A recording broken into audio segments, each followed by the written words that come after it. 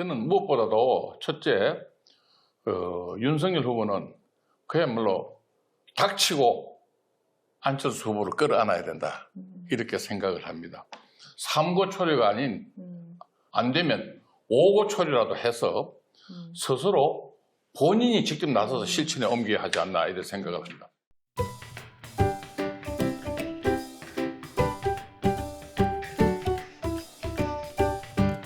네, 반갑습니다.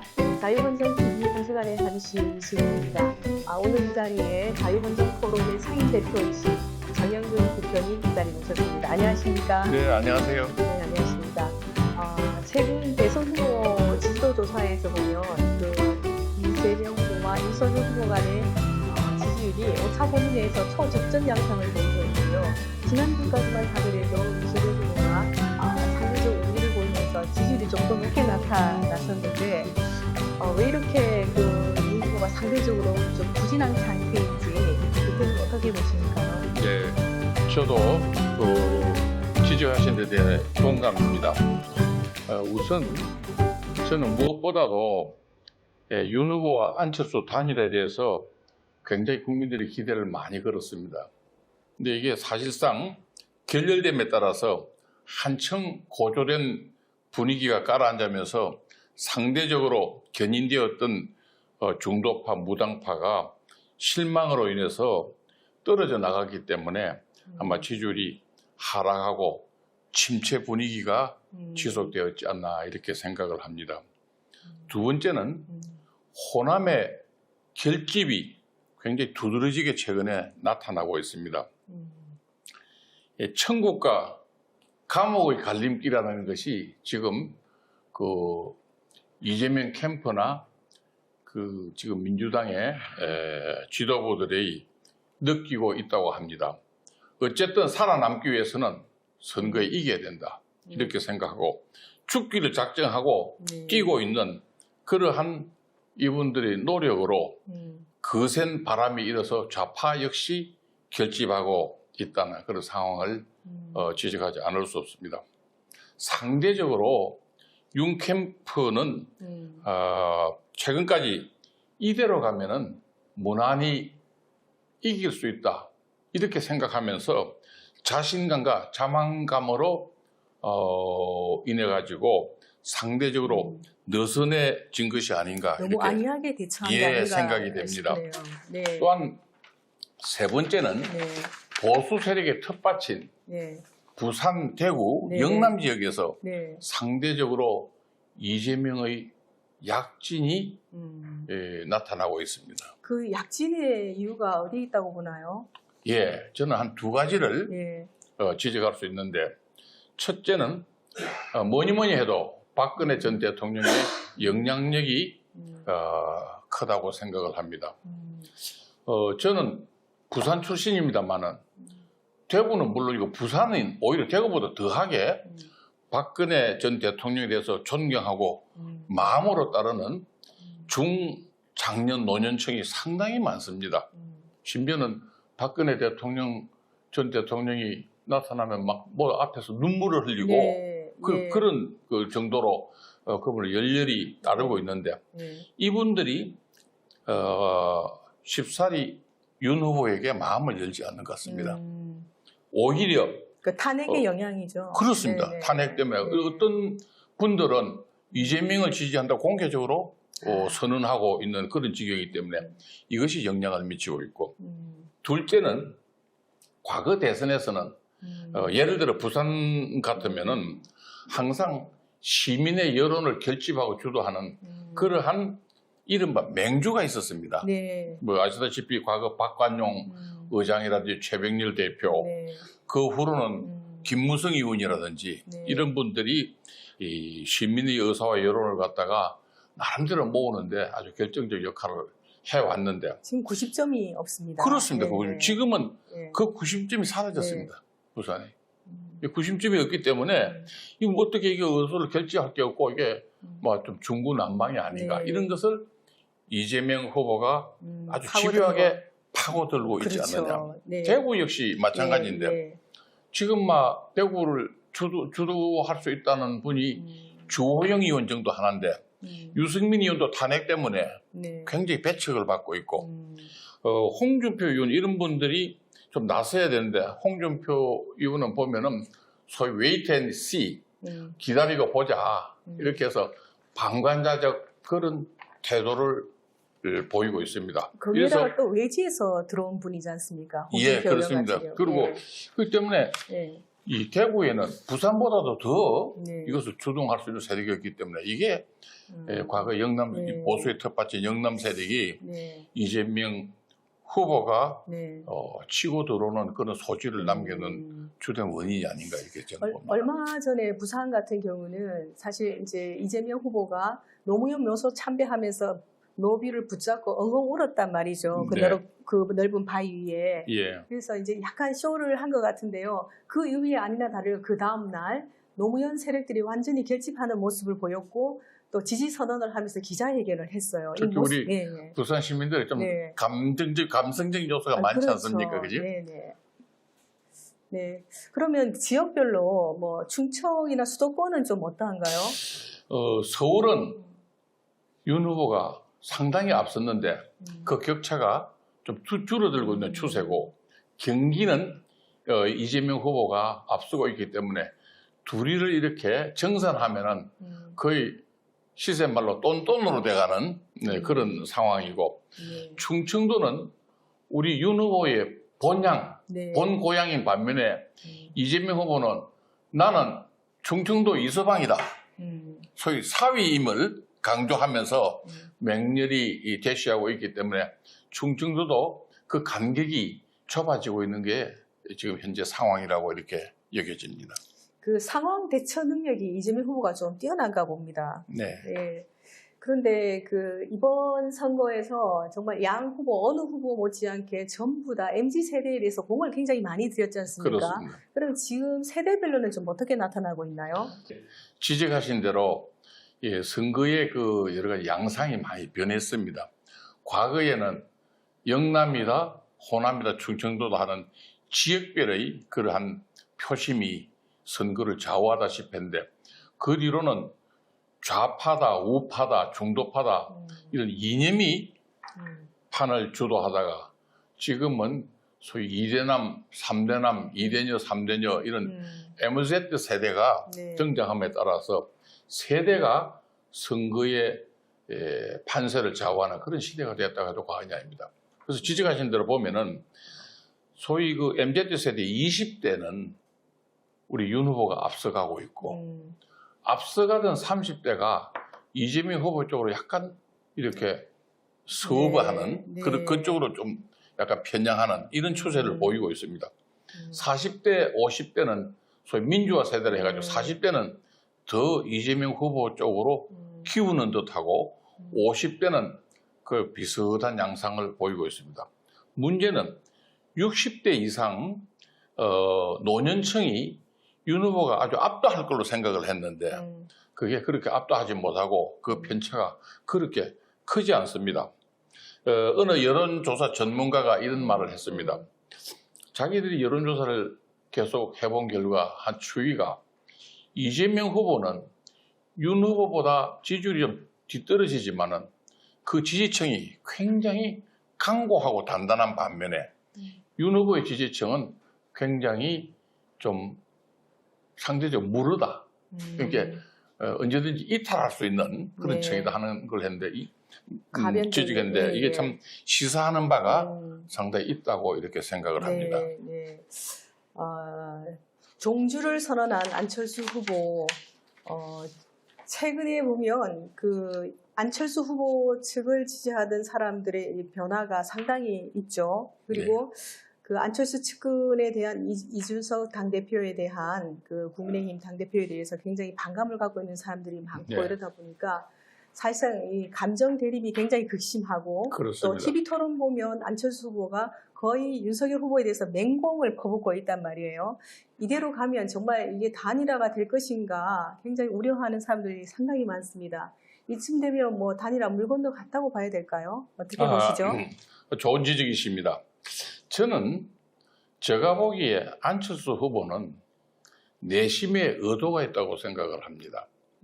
어쨌든 지금 이 문정권으로 대표되는 586 기득권 정치 세력을 이제는 교체해야 된다 하는 그런 생각을 국민들과 함께 같이 하는 것보다는 본인이 어떻게 해서든지 제3정당으로 살아나야 되겠다. 네. 그 말은 무슨 말인가 하니 적어도 20명 이상 되는 원내 정당으로서 굳혀야 되겠다. 이게 본인이 가지고 있는 가장 중요한 기준이라고 저는 생각을 합니다. 그래서 뭐 구체적인 협상 과정은 잘 모르겠으나 윤석열 후보 측과 그 안철수 후보 측의 협상팀이 아마 협상하는 과정에 이러한 의도를 보였는데 이게 지적하신 대로 이준석 대표의 완강한 반대와 그리고 윤 후보의 캠프의 어떤 강성 지지파의 그런 반대 여기에 봉착해서 한 걸음도 뚫을 수 없다 이렇게 판단한 나머지 긴급 기자회견을 하고 결렬을 선언한 것이 그 배경이 아닌가 이렇게 생각을 합니다. 저는 안철수 후보는 어떻게 해서든지 자기가 정당의 대표로 살아남는가 이것을 가장 고심하고 있는데 이것을 기회를 잘 포착한 민주당이 그럼 우리한테 오너라. 우리한테 오십시오. 우리는 중대선거구제를 우리 지방선거를 먼저 시작하고 국회의원 선거 때도 중대선거구제를 해서 다당제에 우리가 문을 열겠다고 하면서 빅텐트를 치면서 강력하게 유혹의 손짓을 하고 있습니다. 지금 일부에서는 그런 점에서 약간 그 안철수 후보가 이재명 쪽 기울어졌다고 보는 시각도 있습니다만은 그러나 제가 보기에 안철수 후보는 말을 밤낮으로 바꾸면서 도대체 믿을 수 없는 이재명 후보에 대해서는 신뢰를 주지 않고 그리고 민주당에서도 과거에 혹독하게 배신 배반당한 그러한 경험이 있기 때문에 마음을 주지 않고 굉장히 기로에 서 있는 것이 그렇죠. 현재 상황 같습니다. 국민의힘에서 어떻게 나오느냐 진정성을 갖고 대화를 하는 좀 가능성도 있다는 말이죠. 저는 그런 가능성이 아직은 열려 있다고 생각합니다. 근데 왜 채널이 그렇게 여러 개가 가동이 되고 이럴 수 있었을까요? 후보들 간에 1대1 대면을 통해서 진지하게 좀 논의가 되었으면 좋았을 텐데요. 뭐 서로 소위 요새 말로 간 떠보는 거 아니겠습니까? 후보가 바로 직면하면은 큰 것을 부르뜨려야 되는데 또 후보가 같이 하다가 결렬되면 영원히 결렬되기 때문에 먼저 협상팀을 보내가지고 서로의 의도를 파악하고 그렇게 점진적으로 대처하는 그런 전략으로 임했던 거 아닌가 생각이 됩니다. 근데 이준석 당대표의 워딩을 보면 좀 일말에 그 약간 일리 있는 말이 좀 있어요. 그 뭐냐면 안철수 후보의 의사소통 구조라든가 또 이런 결정 과정을 보면 좀 문제가 있다라고 지적을 하던데 하루와 다르게 이랬다 저랬다 말을 바꾸기 한다거나 뭐 이런 부분에 대해서 굉장히 자기가 신랄하게 좀 지적을 하더라고요. 이런 말 바꾸기에 대해서 사실상 뭐 이재명 후보가 옛날에 말 바꾸기 한 이런 것도 있지만 지금 후보 단일화 과정에서 보여준 안철수의 이 변덕 같은 게 사실상 일반 국민들도 정권 교체를 열망하는 사람들은 이 부분을 많이 지적하고 있어요. 그 안철수 후보가 진정 이렇게 단일화하고자 하는 의지가 있는지 모르겠습니다. 안철수 후보에 대해서는 과거에 여러 가지 정치 행각이나 행적에 비추어서 모든 국민들이 할 말이 굉장히 많은 걸로 알고 있습니다. 그러나 지금은 그런 말씀들을 아껴야 될 그런 때가 아닌가 이렇게 생각이 되고요. 이준석 대표는 누가 박성민 우리 정치 평론가 유명한 정치 평론가가 그런 얘기를 했습니다. 이 이준석 대표야말로 하늘이 국민의 힘 정당에 좀 보배다. 정말로 이거는 귀중한 보배라고 이야기했는데 정말 명석하고 판단이 명민하고 아주 뛰어난 사람입니다. 근데 뭔가 우리 국민들이 볼 때 덕이 좀 부족하지 않냐. 나이가 어려서 그런지 너무 재성이 박득하다고 하지 않습니까? 제가 성해서 그런지 좀 참을 건 참고 젊어서 그렇습니다. 할 말도 조금 줄이고 이렇게 했으면 하는 그런 아쉬움이 굉장히 남아 있습니다. 지금 국민의힘 안에서는 이 안철수와 이거는 협상을 갖다가 이준석이 가로막았다 해가지고 내심 불만도 굉장히 덜 끓고 있는 것으로 알고 있습니다. 네. 지금 이 상태로 가다가는 정권 교체도 물 건너가는 게 아닌가. 국민들이 굉장히 참 부담을 갖고 지금 여론 추이를 지켜보고 있습니다. 지금 같은 상황에서 윤석열 후보는 어떻게 대처를 하고 또 어떤 태세로 좀 임해야 할까요? 저는 무엇보다도 첫째, 윤석열 후보는 그야말로 닥치고 안철수 후보를 끌어안아야 된다. 이렇게 생각을 합니다. 삼고초려가 아닌 안 되면 오고초려라도 해서 스스로 본인이 직접 나서서 실천에 옮겨야 하지 않나 이렇게 생각을 합니다. 설사 성공치 못하더라도 설사 박대를 받고 비참한 모습이 보인다 하더라도 그렇게 함으로써 국민에게 우리 윤석열 후보는 통합과 인내와 관용의 그런 아이콘으로 국민에게 부각될 수 있을 걸로 생각합니다. 그것만 해도 굉장히 큰 성과라고 생각합니다. 둘째는 본인이 참 여러 가지 면구스럽고 내키지 않겠습니다만은 박근혜 대통령을 역시 여러 번 수차라도 방문해서 꽁꽁 얼은 박 전 대통령의 마음을 녹여드려야 한다 이렇게 생각을 합니다.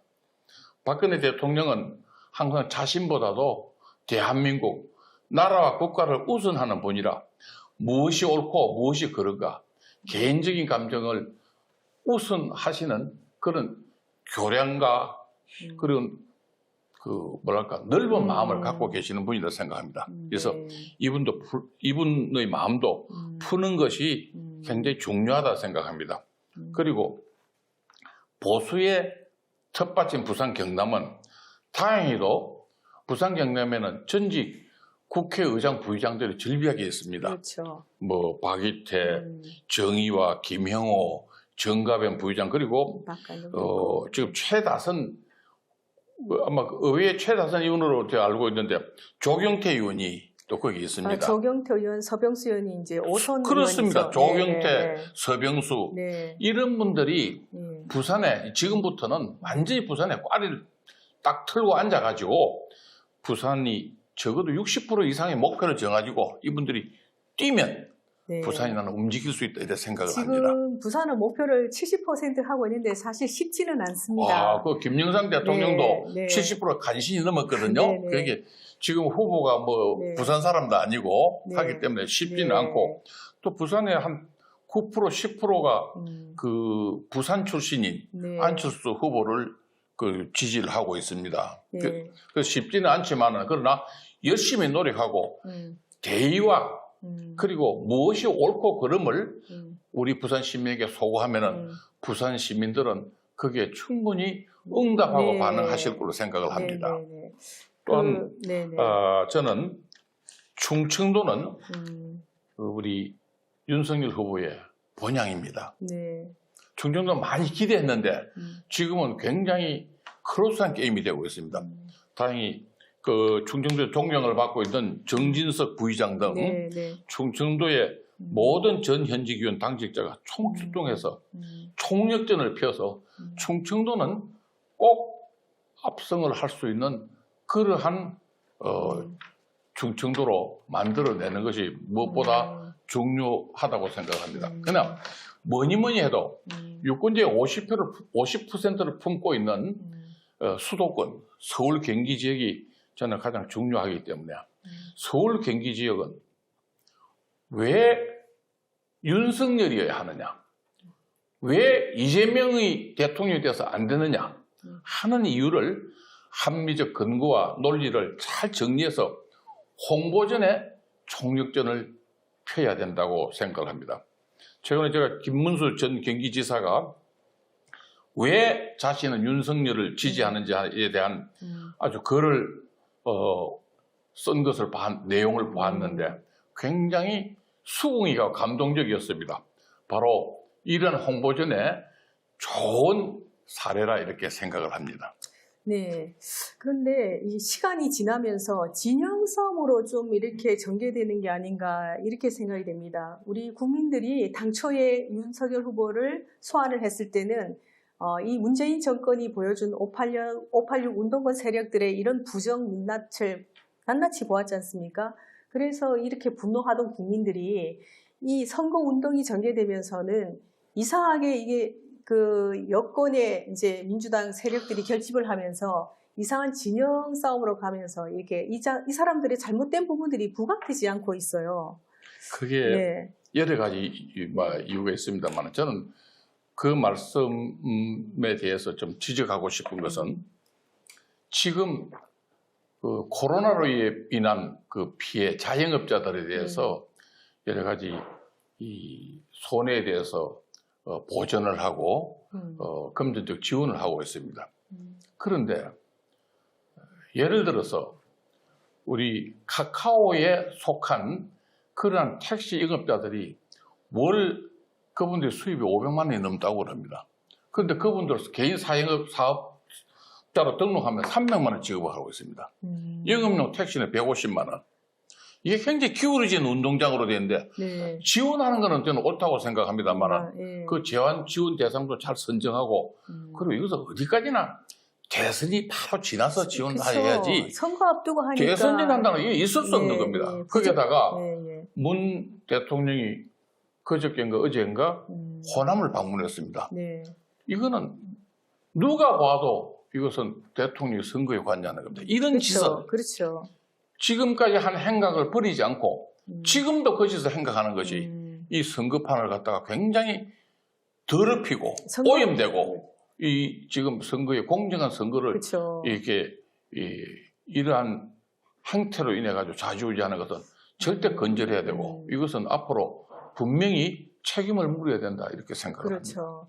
최근에 이 공보물을 받은 일부 이제 그 유권자들은 윤석열 후보의 그 공보물이 누락된 채로 이렇게 발송된 거에 사례가 부산에 지금 동래에도 한 건이 보고가 됐고 울산에서도 한 건이 보고가 됐습니다. 이런 걸 보면 의도적이 아닌가 이런 생각이 되거든요. 아마 철저하게 이 부정선거나 강권선거 개입이나 이런 부분을 감시하고 또 선관위에 책임을 묻고 해야 될 것 같습니다. 우리 국민 모두가 네. 그야말로 완전히 깬 눈으로 네. 그야말로 이 선거의 과정을 지켜봐야 한다고 생각을 합니다.